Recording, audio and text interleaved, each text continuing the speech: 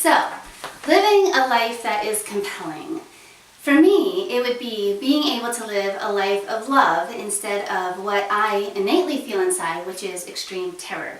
So a quick background on that is I grew up in a Christian home and I married a pastor, and I just self-deceived myself into fake Christianity and this wonderful illusion of fake Christianity that if I followed God and did what he said and made him happy, that he would protect me from all harm.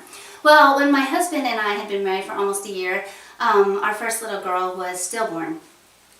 And that broke me out of my meaningless fake Christian life, but it put me into a life of absolute terror.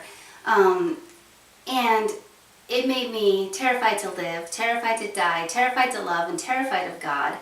And I was so terrified to the point that I would just sit on my couch and shake for hours at a time.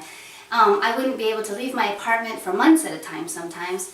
That's how terrified I was. And of course I did the good, Christian pastor's wife thing and, talked about God and looked all strong on the outside. But inside I was really terrified. And I completely pulled myself away from loving my husband or being loved by my husband. Because I really wanted to protect everybody that I knew from this pain. So if I didn't love anybody and if nobody loved me, then there would be no pain when the end comes. So that was my life. That was my goal in life, to escape pain, to help others escape this pain of love.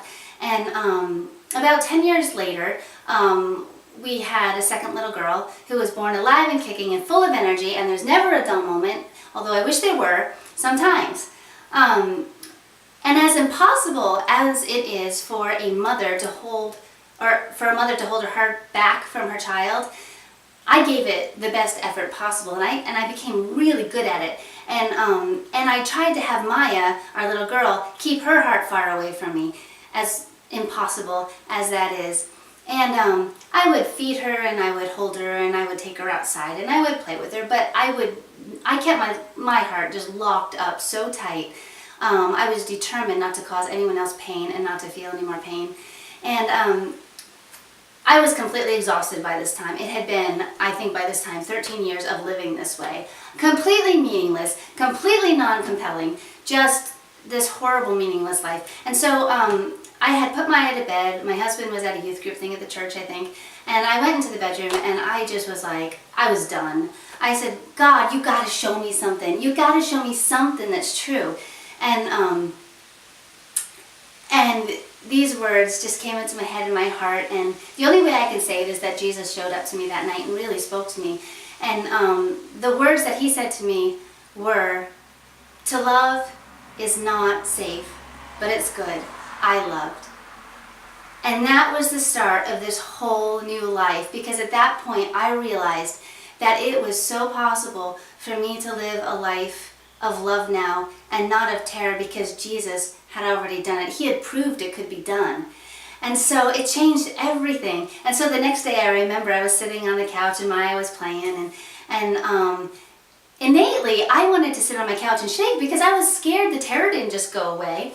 But I went into the kitchen and I got out my bread machine, because I'm American, we need these things, So I got out my bread machine and I made a loaf of bread, and as it was cooking, I could smell that wonderful smell. And to me, the smell of bread cooking is like the smell of love, the smell of comfort, the smell of life.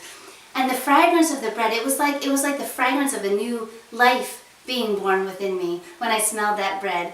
So from that day with the bread, I started learning how to love my family again and how to let them love me. And it was the beginning of sort of a healing.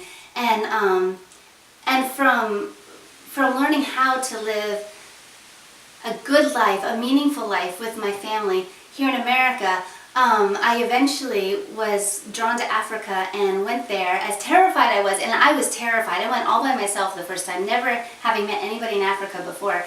I was absolutely terrified, but I knew I just had to go. And I met all these orphans who lived out on the streets, and to make a long story short, we're building an orphanage for them, and